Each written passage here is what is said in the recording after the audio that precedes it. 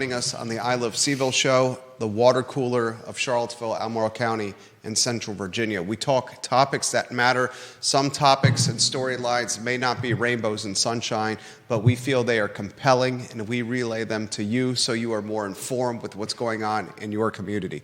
Today's show embodies that statement. We'll talk about the 128 docs from the University Physicians Group who have now penned a second letter to the Board of Visitors. This second letter is straight up calling out President Jim Ryan, indicating they have no confidence in Jim Ryan, and whatever confidence they had with him has been completely eroded after Jim Ryan marginalized their efforts in a letter of his own. We'll talk on today's show, the University of Virginia hiring an international law firm. You heard me correctly. UVA has announced today an international law firm will investigate the claims of the 128 members from the University Physicians Group that claim fraudulent billing, nepotism, cronyism, backroom dealing, bullying, utilizing promotions as leverage, fear tactics, changing medical charts to maintain performance standards at the health system. I mean, an array, a laundry list, a laundry list of concerns with UVA Health. The 128 docs who signed the initial letter have written a second letter. Jim Ryan responded to that second letter, or the first letter. The second letter then responds to Jim Ryan's letter. The UVA docs have now provided, ladies and gentlemen, 22 examples. Daily Progress has great reporting on this. The Daily Progress article published just a little bit ago, great reporting. They provided 22 examples dating back to September of 2021, less than a year after the CEO arrived to Charlottesville. Emails and meetings indicating no confidence, toxic culture, retaliation by Craig Kent and Melina Kibbe, retaliation and intimidation tactics utilized by leadership. I mean, Jesus, this story continues to gain momentum. We said this story was going to be one of the most significant stories in Virginia history, UVA history. John Blair called the story the most significant story maybe since A11 and A12. Mm-hmm. Now an international law firm is investigating the health system. Here's the crappy part of the international law firm investigating the health system, and we'll unpack this story. It's Williams Conley, that is the international law firm, a DC-based outfit. They are not going to release the investigation to the public. Mm-hmm. This irks the bejeebus out of me. The same institution, one that I love dearly, I bleed orange and blue. Dad went to UVA, brother went to UVA, I went to UVA, would love if our boys went to UVA. This same institution that we love dearly refuses to release the investigation report into the good, the bad, and ugly of the murder of the 3 football players on grounds after a field trip to D.C. Mm-hmm. And now they're failing to report, unwilling to report, when this investigation is completed, whether or not this letter from 128 docs with the University Physicians Group is legitimate, authentic, phony, or BS. Folks, give me a break. Mm-hmm. What is UVA doing here? Yeah. The last 24 to 36 months, the University of Virginia, it's been a PR nightmare. We'll unpack that today, ladies and gentlemen. On today's program, we will unpack and offer more color on the 6-year-old that showed up at Orange County Elementary School with a loaded gun in his backpack. Some folks in the community, including one heavy hitter at Charlottesville Public Schools, has said, Jerry, remember this past spring, a loaded gun was found basically on the grounds of Buford Middle School. If you remember, this past spring, a gun was found near the belongings of a student attending New Pathways Academy, the alternative education program which meets at the Boys and Girls Club. It serves 7th through 8th graders right next to Buford Middle. Folks, the loaded gun, I want to correct myself from yesterday. Remember I said on yesterday's show, I said, can anyone remember a case of a loaded gun being at a school in Central Virginia? I said, is this the first case, the Orange County Elementary School? And parents have said, no, Jerry. This past spring, remember, you talked about it on the show. One parent shared the link to the show that we discussed this on with me and said, listen to your commentary. You were spot on. New Pathways Academy, a gun found on the person in the belongings of a student. Mm-hmm. More color to this situation. Charlottesville City Schools also has a request for proposal out for a safety audit with an update due in October. So much to cover on today's program. It really puts storylines like this into perspective. Danielle Collins and Emma Navarro at the UVA tennis alumni ranked in the top 10 of the WTA. I mean, that's a really big deal. But when you're talking loaded guns in elementary schools and middle schools, and you're talking 128 docs calling fraud billing practices and changing of medical charts to maintain performance standards, should I be talking about that? The tennis? We'll talk on today's program, ladies and gentlemen, about a University of Virginia graduate opening a very intriguing business model in dairy market, a Florida sheriff choosing to out school shooting hoaxers. I say you put all the school shooting hoaxers on milk cartons. They should be front and center on the police social media channels. I'm not disagreeing, but... Are you on a two-shot? No. You're not disagreeing? I'm not disagreeing with you, but even if they're 10 years old?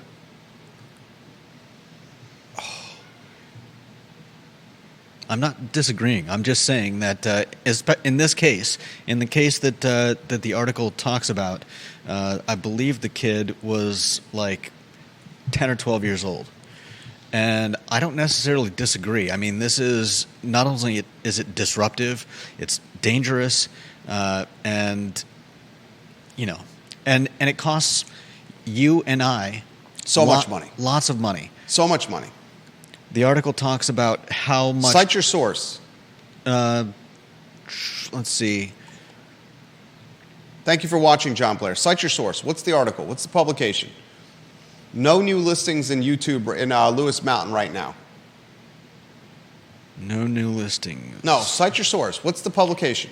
Let me find it. Hold on. All right, I'll get to the topic du jour as you're looking for it. It's not there in front of you? Yeah, I've got it. It's from yahoo.com.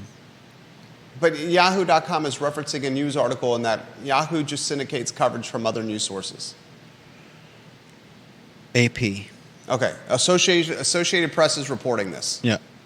That a Florida sheriff is doxing a 10-year-old? Fed up with school shooting hoaxes, posts a boy's mugshot to social media. How do you feel about that, moms and dads watching this program?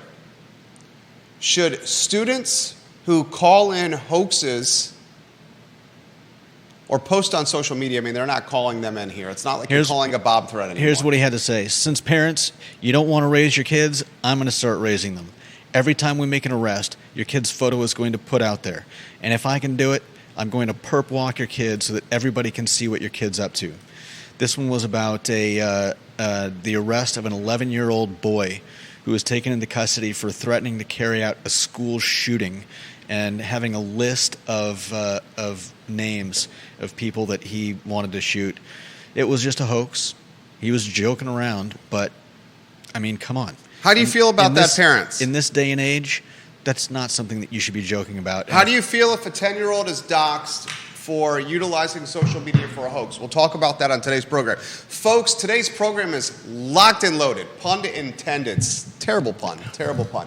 We'll give Mexicali Restaurant some props, a partner of this program, located on West Main Street, the Old World of Beer location, 50 parking spots on site. Give some imagery on screen for Mexicali Restaurant, Judah Wickhauer. How about this review from Holly Foster? She learned of Mexicali Restaurant right here on the I Love CVille Show. She sent me a DM. The Queen of Henrico, Holly Foster. Hi, Jerry.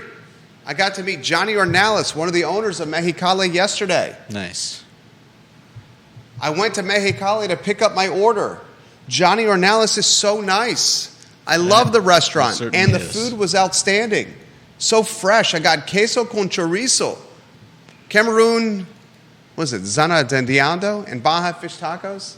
Cameron de, what is it? Taking too long. I still have leftovers for tonight.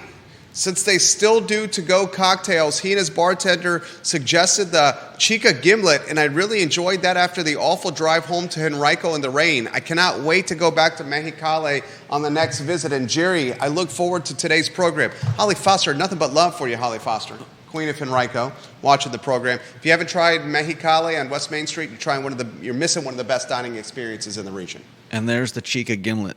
Oh, it's on screen. Judah Wickower making moves right there. I believe that's what it is. It comes in a baggie. It's pretty funny. Very nicely done. Is that a Judah Wickower original? Yeah. That photo? They all Excellent work. We'll give some props to Pro Renata here in a matter of moments and Charlottesville Business Brokers. Before we do, two-shot Judah Wickower. Daily Progress, fantastic coverage right now. Ladies and gentlemen, props to Legacy Media when they get me thinking. The headline, ladies and gentlemen, it was published less than 2 hours ago. UVA hires international law firm to investigate hospital complaints. The sub-headline, disgruntled faculty and healthcare workers at UVA say the university is not doing enough or anything to actually address their concerns. Emily Hemphill published this article. Reynolds Hutchinson, the editor, you're doing fantastic work, Reynolds. Since you've taken over, I've seen the coverage improve. I don't agree with all the coverage, but the local content's improved. I want to unpack the story. First, I'll set the stage with the who, what, when, where, why, okay? By now, if you're not living under a rock, if you're not living in a cave, you realize 128 doctors with the UVA Physicians Group signed a letter alleging in their letter, it was an anonymous letter, I had beef with the anonymity of the letter, but the 128 members of UPG signed a letter saying fraudulent billing, changing medical charts to maintain performance standards, nepotism, cronyism, bully, backroom dealing, fear tactics, toxic culture. I mean, basically they outlined an environment that is just a horrible place to work. Not only that, but, scamming patients. Yeah. That's what they're saying. A lot of deeply troubling stuff going on. Jim Ryan, the president of the University of Virginia, responds to that initial letter. Came out, last week? And Jim Ryan says, you know what? This hospital system is a big one. 1,400 School of Medicine faculty members, 30,000 UVA health employees. And we're going to have a small percentage of people disgruntled.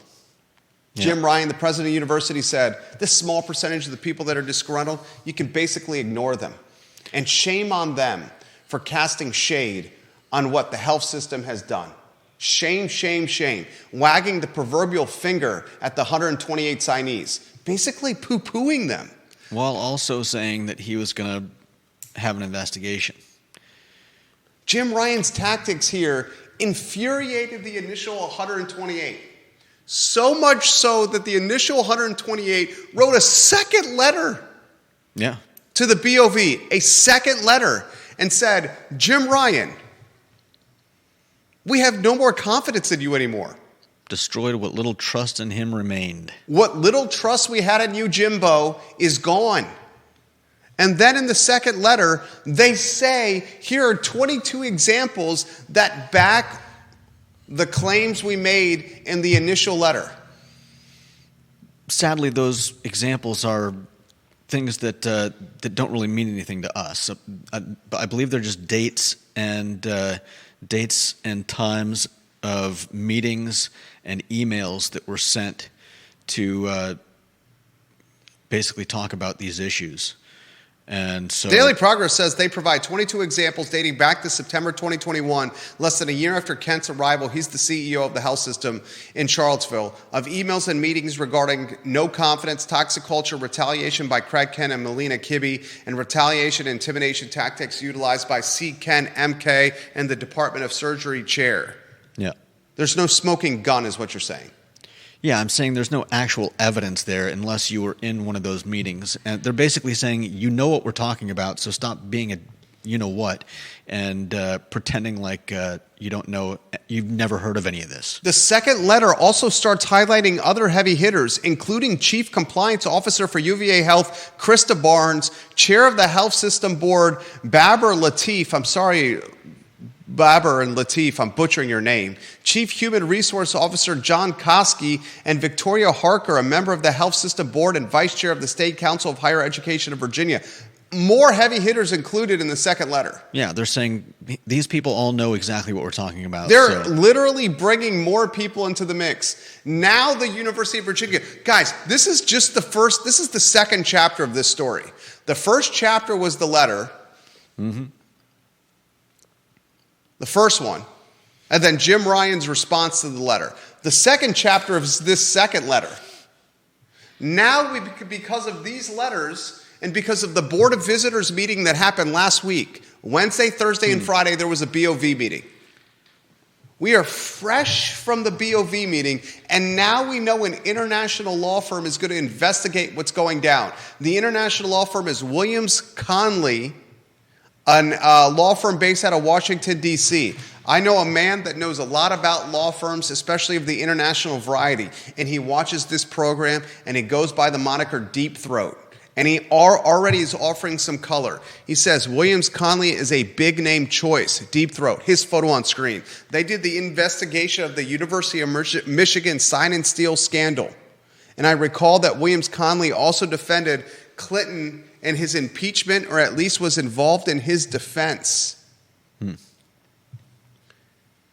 Shockingly, the University of Virginia announces today we're going to do an investigation of the fraud, the cronyism, the nepotism, the bullying, the toxic culture, and the changing of the medical charts, the fake billing. But we're not going to release any of these results to the public. Exact words from UVA spokesman. Somebody explain that to me. This is the same outfit, organization, institution of higher learning that refuses to release the investigation report into the who, what, when, where, why, what we did well, what we did bad when it came to the murder of 3 football players. This has been a 24 to 36 month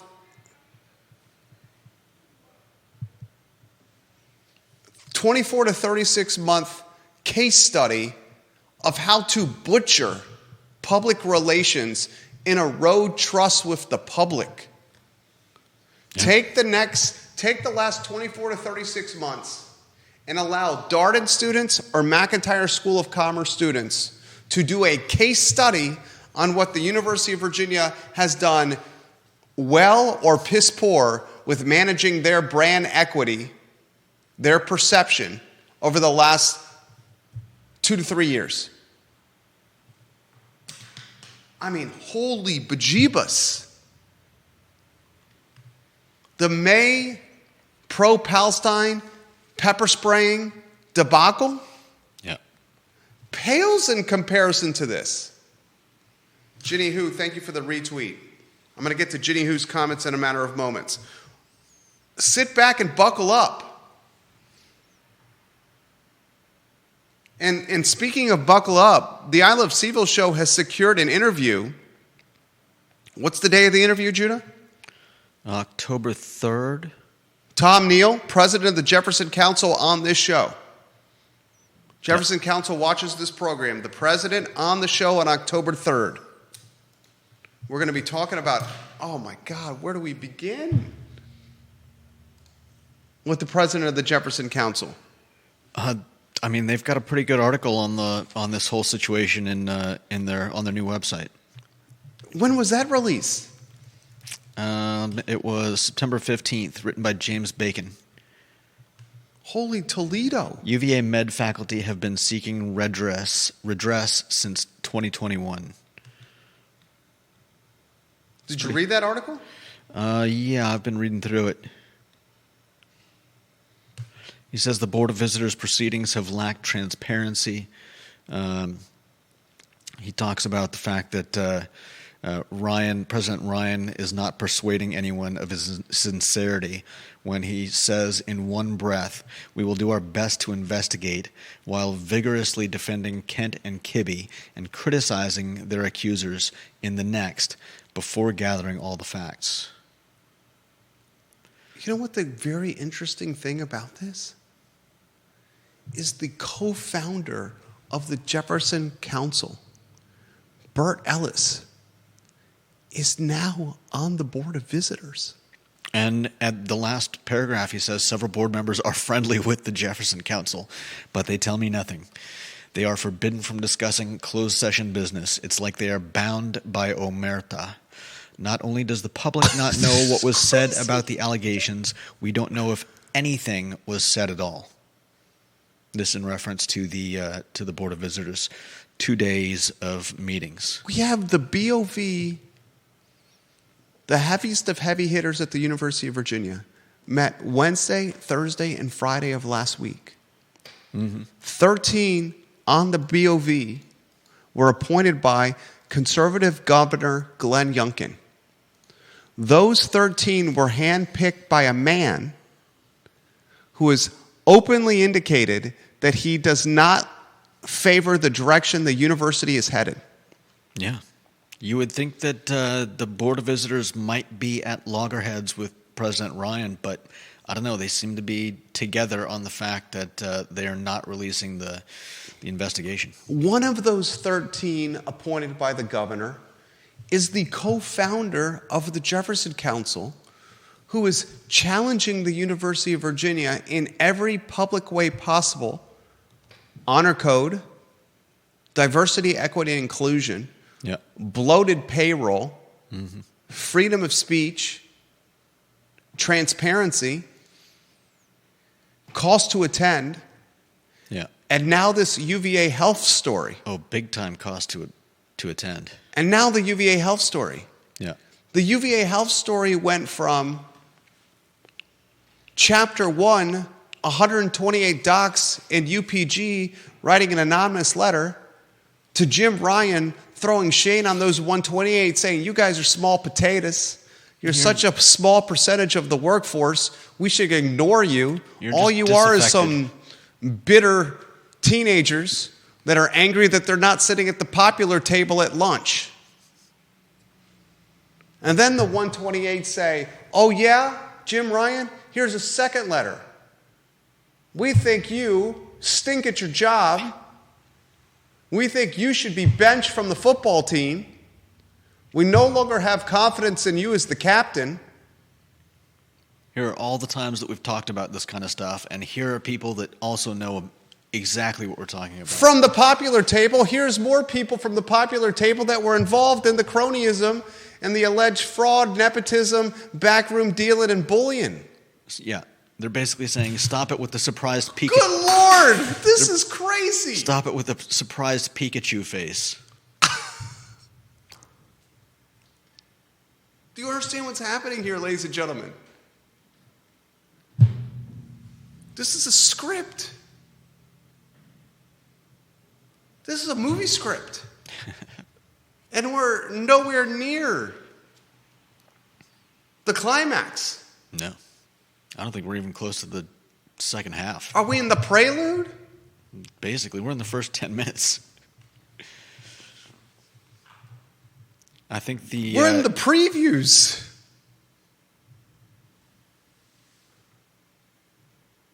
And then the school has the gumption and the nerve to say, guess what? Our system has offered medical care to thousands of people every day, millions of people over what time frame? And we're not going to tell you or your family whether or not there was actual fraud billing and medical chart changing to maintain performance standards. We're going to keep the backroom dealing and not give you the report of the third-party law firm. I am absolutely floored and flabbergasted here.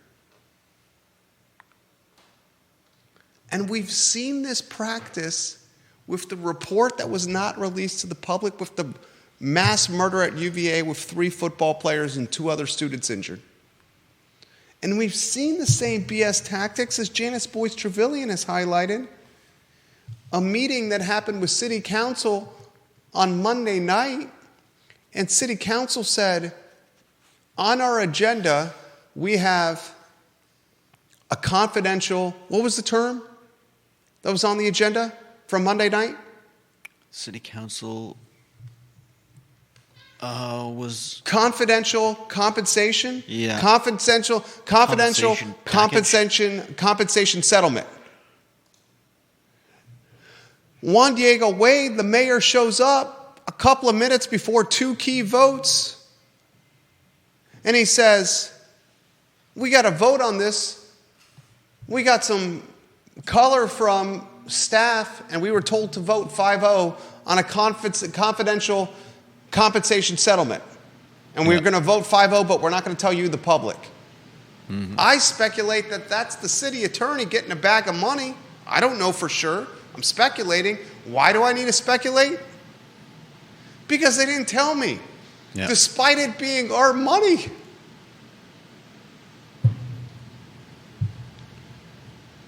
Holy bejeebus.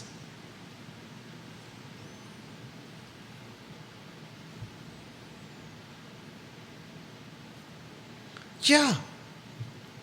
Number one in the family, kind of funny how the more administrators UVA hires and the more they pay them, the worse the administration, the worse administered the university is.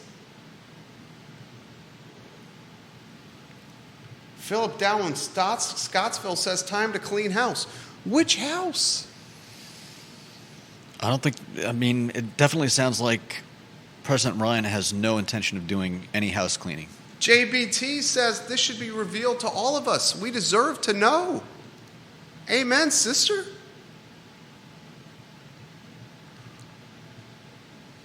Good night.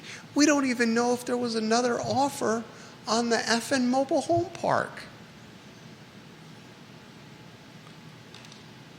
How do we not know if there was another offer?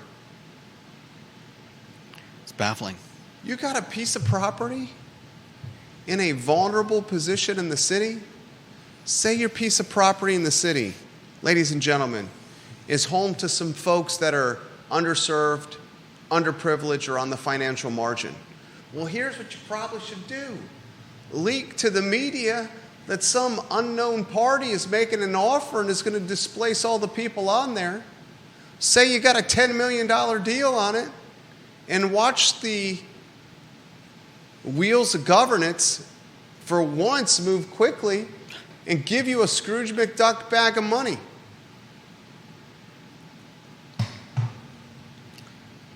$2024, ladies and gentlemen.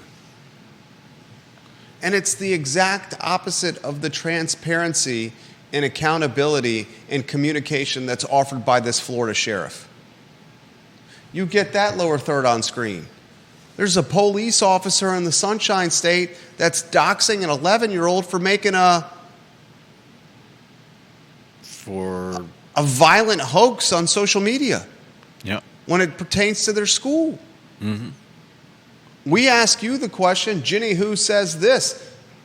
I'll get to Ginny's comments in a matter of moments. Her photo on screen. She said, I'm fine with the police doxing the kids. Actions have consequences. And it sends a strong message to kids who think hoaxes are funny.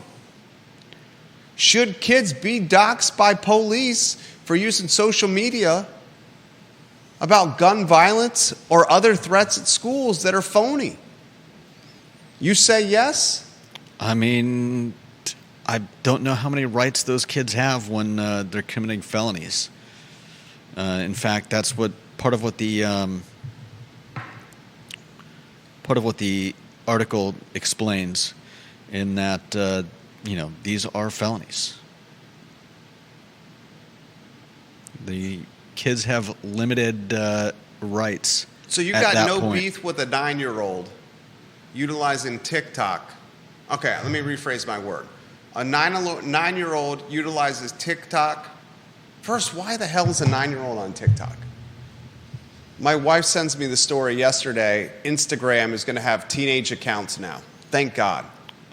Here's a better thing for Instagram of having teenage accounts. Parents, don't let your kids be on Instagram. Yeah. But if a 9-year-old, a 10-year-old, an 11-year-old, or a 12-year-old, let's say it's any preteen. Let's just lump it as preteen.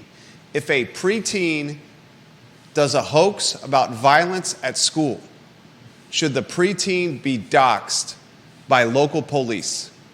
As an example, the 2024 version of Scarlet Lettered.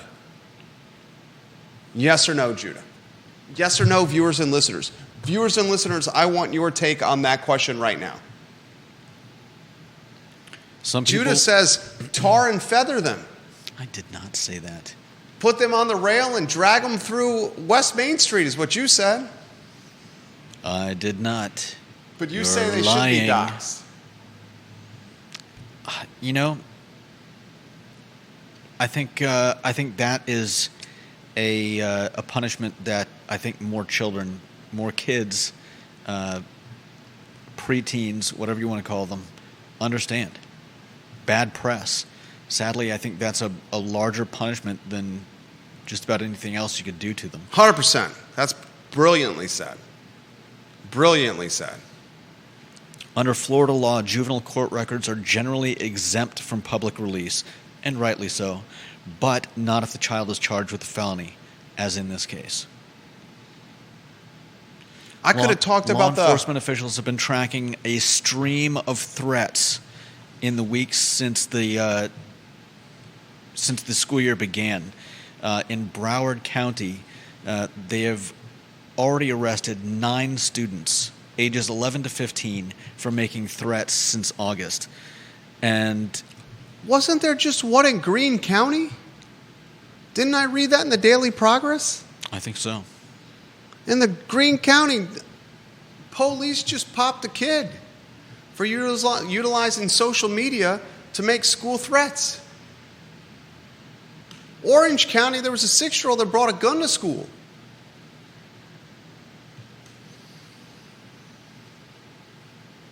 Yeah, Green student in custody after making false report about violent threat to police. Yeah. John Blair, photo on screen. He says this on LinkedIn. Jerry, the school hoax gun issue feels like COVID to me. There was a belief in early 2020 that the doctors were in charge and that no one else's opinion would matter. Clearly, John Blair says, after a few months, society simply revolted. While laws, including in Virginia, have protected the privacy of juveniles, it certainly feels like this is a scenario in which society's views are changing quickly. Given the proliferation of school shootings and the explosion of hoax threats across the nation this year, I think society is fed up. Oh, yeah. Kids know what they are doing. They know that these threats will shut down the school. There's a point where the rights of the collective for kids to go to school and for parents not to be terrified of threats to shoot up a school simply are going to override any perceived individual right of privacy of a juvenile. Just my 2 cents. I say that's one of John Blair's best comments ever. Yeah, very well said. Remember last year, Charlottesville High School? How many times the police was sent to Charlottesville High School? And that entire fall semester was compounded and turned into a nightmare by roving students, unattended, unsupervised, running amok in the hallways. Yeah. So the fall semester of last year at Charlottesville High School, you had multiple hoaxes where the police was called, where assault rifles, machine guns, I don't know the right terminology, officers in full garb were around the school. Riot gear. Riot gear at the school multiple times. Mm-hmm. That fights and brawls and violence, sex and drug use, fornicating, and paraphernalia were happening in the fall semester. So much so that the teachers called us sick out before Thanksgiving and said, we ain't going to school. And then the superintendent had to close the school down. It was effing Dangerous Minds. It caused the principal of the school to quit in the middle of the semester, and then the 2024 version of Morgan Freeman, Lean on Me, Kenny Leatherwood came in as the interim principal with his baseball bat in hand and cracked skulls and got the school back on track. That happened. Mm-hmm. Jesus. I got no problem with kids being doxxed. Yep.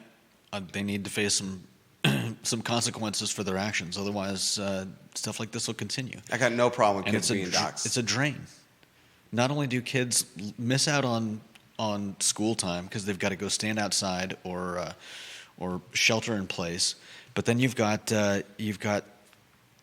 police budgets taking a hit because they're spending so much time investigating, fake threats.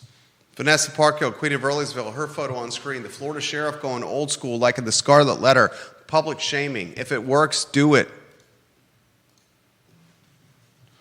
JBT, Janice Boyce Trevelyan. So many of these kids are in such awful situations. My daughter's school bought shoes for a child that had none. His mother took them and wore them.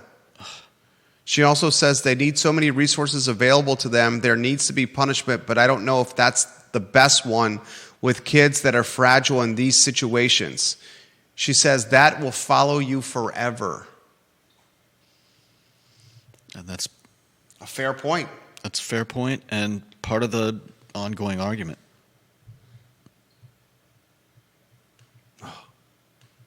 And this is why I made the big to-do, and I'm going to get shamed here for this correlation.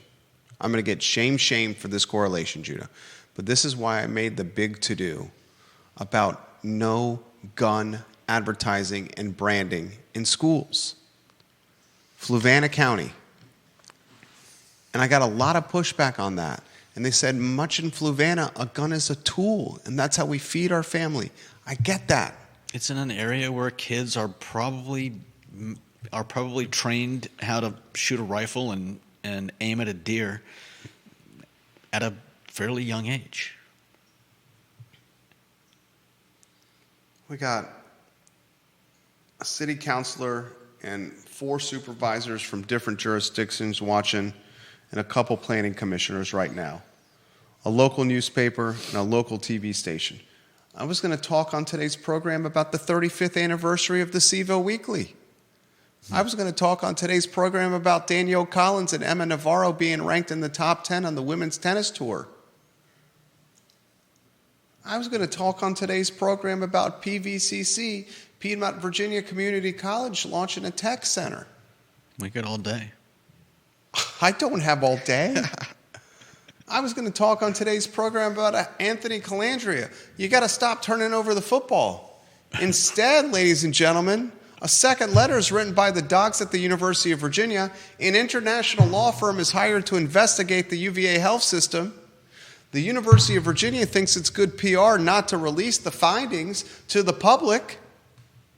A Florida sheriff doxes an 11-year-old. I mean, a Greene County kid is in custody for a hoax.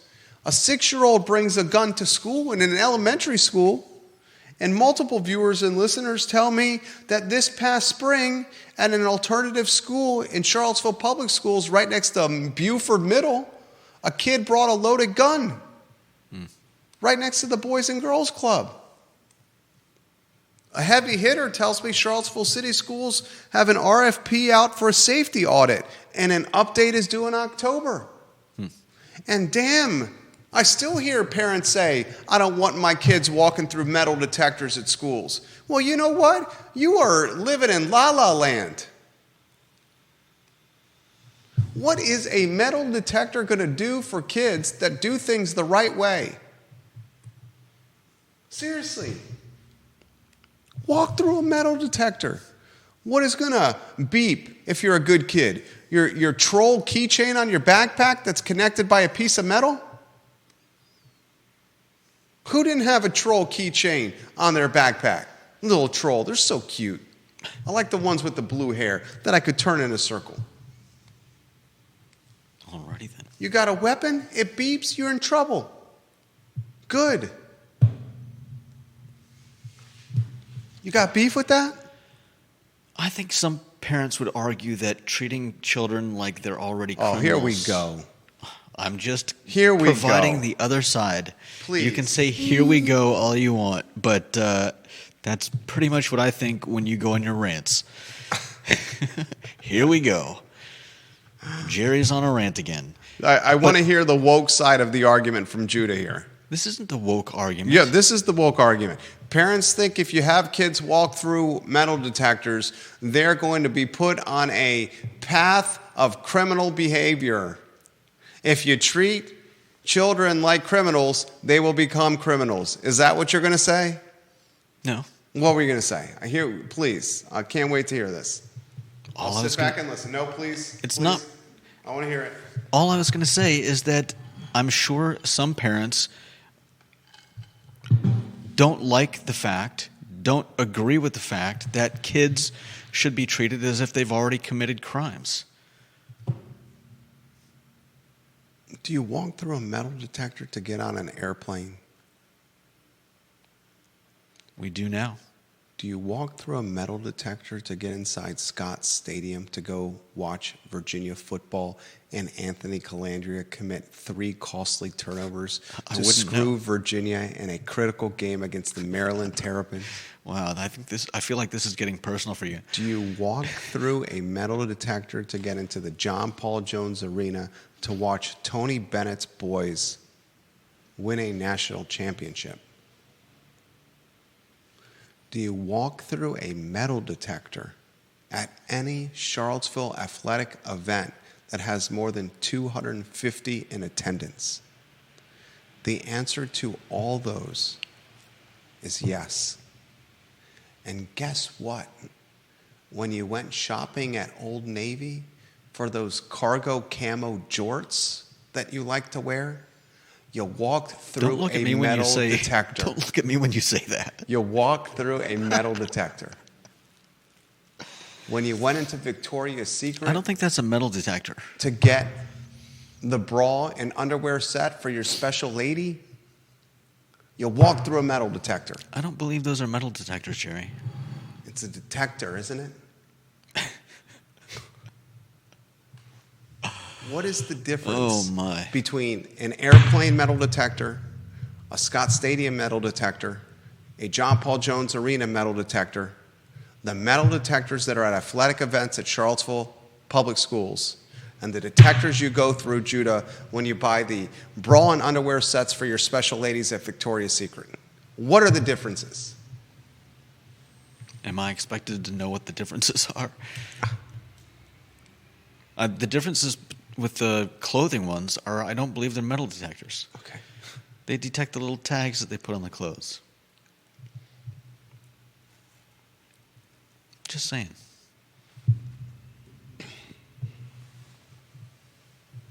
You want peace of mind?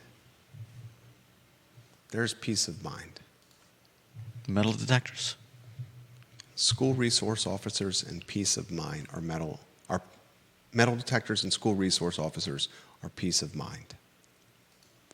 And I'm going to catch heat from a vocal minority about that in the city of Charlottesville, and I'm okay with it. What else is on the talking points at the 121 marker? Oh, let's see. New technology Multiple people center. saying amen, Jerry. New technology center opening at PVCC. UVA Grad opening an activewear and yoga parlor in Dairy Market. We've already mentioned the fact that there's the Jefferson Council president is coming on the show. President of the Jefferson Council on the program. They listen to the show. What day is that? That is October 3rd. This is Tom Neal. What do you make of what Jefferson Council's doing right now? Kelly Jackson, I'm getting to your comments in a matter of moments. I think it's Michael great. Buchensky, I'm getting your comments in a matter of moments. Coach B, Georgia Gilmer, I'm getting to your comments in a matter of moments. Thursday, October 3rd. Jefferson Council. I think they're doing a great job. I think I think between CVille tomorrow and the Jefferson Council and several other sources, we've got a resurgence of good reporting in Charlottesville, and I hope to see more and more of it. Kelly Jackson's photo on screen, key member of the family. Kelly, when are you going to launch a show? When are you going to air your show back on the I Love CVille Network? Come on, KJ. We need you, KJ. KJ and her family recently celebrating the sale of their Panera Bread locations. Mm-hmm. The Flynn Group. Was it 13 of them? 11 in the Commonwealth, KJ? I hope you're popping bottles. Popping bottles, KJ. Still popping bottles. She says advertising doesn't make kids buy guns or make threats, in my opinion. She's talking about the Fluvanna story. Judah agrees with you. She says the kids making threats should be publicly named. I would want to know if my kid was hanging out with someone like that. She also says kids walk under metal detectors at sports games and at the airport. Bingo, that's what I said. The parents don't like it, but also don't like officers in schools, but hate school shooting. What are they suggesting then? Exactly my point.